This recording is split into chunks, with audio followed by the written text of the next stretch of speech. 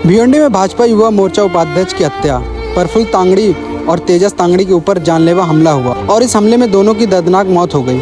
मामला भिवंडी तालुका के खरड़ी गांव का है, जहां प्रफुल्ल तांगड़ी अपने 2 दोस्तों के साथ कार्यालय पर बैठे हुए थे कि कुछ अज्ञात 4 से 5 लोग करीब 11 बजे के दरमियान उनके ऊपर जानलेवा हमला किया। इस हमले में दोनों लोग गंभीर रूप से जख्मी हुए, जहां इलाज के लिए भिवंडी के स्वर्गीय इंदिरा गांधी अस्पताल लाया गया तो डॉक्टरों की टीम ने उन्हें मृत घोषित कर दिया।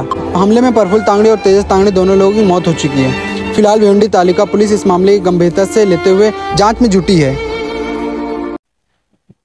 भिवंडी तालुका पोलीस स्टेशनच्या हद्दीमध्ये खर्डी या गावात 2 इसमांची एका अज्ञात कारणावरून हत्या झालेली आहे। त्यांची नावं आहेत प्रफुल्ल तांगडी आणि तेजस तांगडी। पोलीस तपास आता सुरू आहे आणि लवकरच आपण आरोपींना अटक करून पुढील कारवाई कायदेशीर करणार आहोत। त्याचा तपास सुरू आहे। तपासाअंती आपल्याला सर्व माहिती दिली जाईल। धन्यवाद सर।